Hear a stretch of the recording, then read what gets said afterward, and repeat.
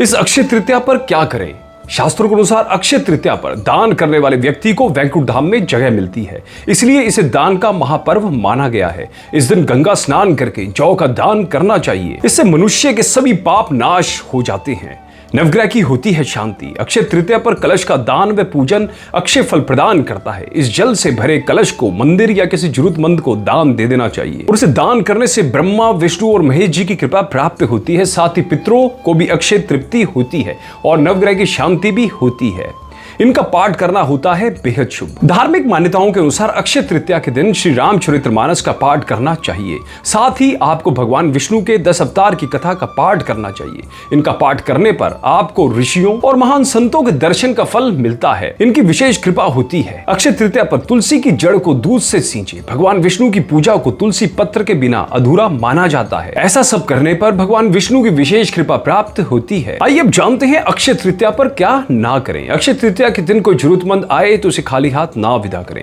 अक्षय तृतीया के दिन दान किया पुण्य का कभी क्षय नहीं होता। इस दिन किया जाने वाला दान का फल कई जन्मों तक इसका लाभ हमें दिलवाता है, ऐसा शास्त्रों में कहा गया है। माता लक्ष्मी नहीं आती घर। अक्षय तृतीया के दिन पुण्य कार्य करने का होता है। इस दिन ऐसा कोई कार्य ना करें जिससे किसी के मन को दुख पहुंचे। साथ ही किसी से कड़वा बोलना भी अच्छा नहीं माना गया है। इस दिन स्वार्थ निहित कार्य करने चाहिए। अगर आप दूसरों को दुख पहुंचाएंगे तो माता लक्ष्मी कभी नहीं आई। भगवान विष्णु को तुलसी अर्पित करने के लिए एक दिन पहले ही तोड़कर तुलसी को रख लें। इस दिन तुलसी पूजा का विशेष महत्व माना गया है। आइए अब जानते हैं क्यों मनाई जाती है अक्षय तृतीया। हिंदू धर्म में अक्षय तृतीया को लेकर कई मान्यताएं हैं, जिसमें से यह कुछ है।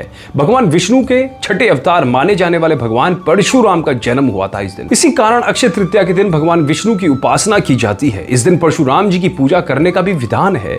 इस दिन माँ गंगा स्वर्ग से धरती पर अवतरित हुई थी। राजा भगीरथ जी ने माँ गंगा को धरती पर अवतरित कराने के लिए हजारों वर्ष तप किया था, उन्हें धरती पर लाए थे। इस दिन पवित्र गंगा में डुबकी लगाने से मनुष्य के सारे पाप नष्ट हो जाते हैं। अक्षय तृतीया के दिन मां अन्नपूर्णा का जन्म भी माना जाता है। इस दिन गरीबों को खाना खिलाया जाता है और भंडारे किए जाते हैं। मां अन्नपूर्णा की पूजन से रसोई तथा भोजन में स्वाद बढ़ जाता है। अक्षय तृतीया के अवसर पर ही महर्षि वेद व्यास जी ने महाभारत लिखना शुरू किया था। महाभारत को 5 वेद के रूप में माना जाता है। इसी में श्रीमद् भागवत गीता भी समाहित है। अक्षय तृतीया के दिन श्रीमद् भगवत गीता के 18वें अध्याय का पाठ करना बहुत शुभ माना जाता है। अक्षय तृतीया का क्या है महत्व? अक्षय तृतीया के दिन शुभ कार्य करने का विशेष महत्व है। अक्षय तृतीया के दिन कम से कम एक गरीब को अपने घर बुलाकर सत्कार पूर्वक उन्हें भोजन अवश्य कराना चाहिए। गृहस्थ लोगों के लिए ऐसा करना जरूरी बताया गया है। मान्यता है कि ऐसा करने से उनके घर में धन धान्य में अक्षय बढ़ोतरी होती है। अक्षय तृतीया के पावन अवसर पर हमें धार्मिक कार्यों के लिए अपनी कमाई का कुछ हिस्सा दान करना चाहिए। ऐसा करने से हमारी धन और संपत्ति में कई गुना का इजाफा होता है, ऐसा शास्त्रों में लिखा गया है। अक्षय तृतीया की पूजा विधि।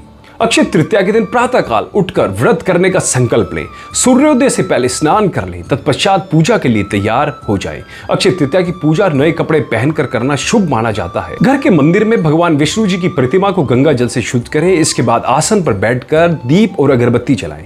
पूजा के दौरान उन्हें पीले कपड़े, तुलसी और फूल चढ़ाए जाते हैं। विष्णु चालीसा या विष्णु सहस्त्र नाम का पाठ करना शुभ माना जाता है। आखिर में श्री हरि की आरती करें। इस दिन भगवान गणेश जी, देवी लक्ष्मी जी और भगवान विष्णु जी की पूजा की जाती है। इसके अलावा देवी देवताओं को दूध, चावल और चना दाल से बना प्रसाद चढ़ाया जाता है। पूजा संपन्न होने के पश्चात प्रसाद को परिवार के सदस्यों के बीच और दूसरों के साथ भी वितरित अवश्य करें, यानी बांटे जरूर प्रसाद को सभी में।